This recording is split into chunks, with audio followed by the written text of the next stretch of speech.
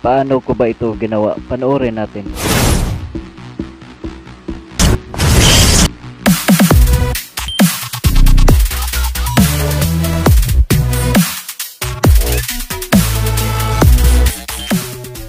Unang gagawin, kailangan mag-record ng video na tulad nito.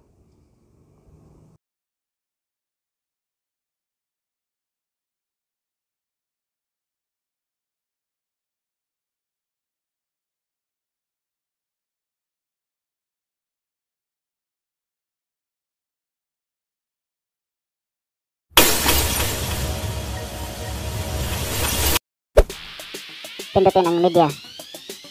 Tapos hanapin natin yung video recorded natin. At i-play lang natin mga kabistak.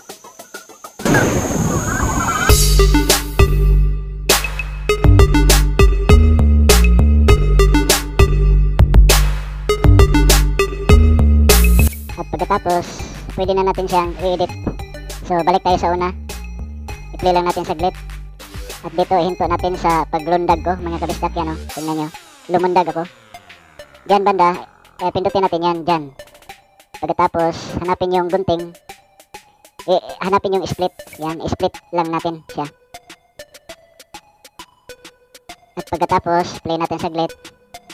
Tapos dito sa pangalawa kong paglundag, ay, dito pala mga kabistak yung umalis ako, yan, dyan o. Yung nawala na ako dyan, nag-exit ako. Dyan natin, kakat. Pindutin ang gunting. Tapos, ikakat natin pakaliwa. Parang nagmukha siyang nawala na talaga ako nung lumundag ako. Ganyan o, mga kabisdak. Yan. Pagkatapos dyan, dito banda, i-split natin dyan banda. Pindutin ang gunting. Tapos, split. Pindutin ang split. At i-play natin saglit. Dyan banda sa pangalawa kong paglundag. Dyan, mga kabisdak. Dyan naman natin, ikakat. Ikakat natin pakaliwa. So, pindutin natin yan. Tapos, pindutin ang gunting. Tapos, ikakat natin pakaliwa. Tapos, i-play natin. Yun, nawala ako. Pagkatapos, dito sa pangalawang paglundag ko, dyan ako lumitaw. Yan o. Hindi, parang nag-teleport ako mga kabistak, di ba? Pagkatapos nito mga kabistak, mag-add na tayo ng lightning effect nya. Dito banda, dito natin ilalagay yung lightning effect. Pindutin ang layer. Tapos, yung media. Tapos maghanap tayo dito ng lightning effect. Yung na-download ko na lightning effect dyan. Pagkatapos, itabi muna natin yan dito banda sa gilid. Kasi magdagdag pa tayo ng isa. So, pindutin natin ulit yung layer, media. Tapos, yan, nadagdagan na natin. Dahil mahaba ito, ikakat natin ito pakanan. Yan, pindutin natin gunting. Tapos, ikakat natin pakanan. At pagkatapos, pindutin natin ulit yan. At hanapin natin yung blending. Kailangan lang natin i-remove yung background nya. Pindutin ang screen. Yan. At yun mga kabistak, nawala na yung background. At ipupwesto natin yan doon sa nakalundag ako mga kabistak. Yan, adjust lang natin konti. Tapos yan, pindutin natin. Tapos adjust natin. Ipapatong lang natin sa yung lumundag na ako. Yan o. Tapos adjust natin. Palakihin lang natin mga kabistak. Yan.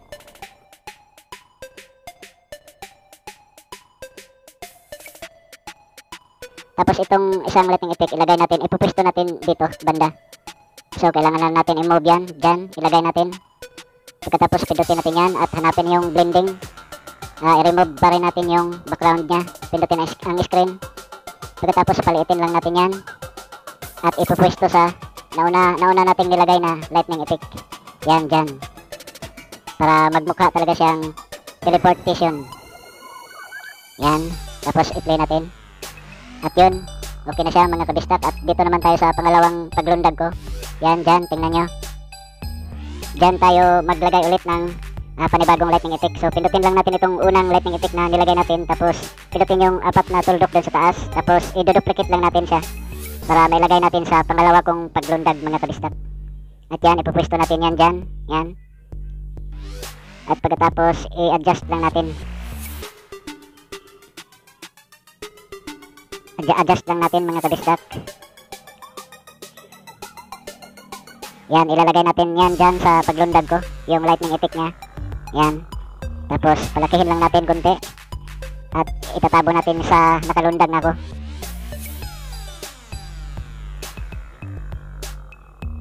Yan, ipapatong natin siya. Tabunan natin yung paglundag ko mga kabistak para magmukha siyang nag-teleport ako. Palakihin konti. Yan. Tapos adjust natin konti.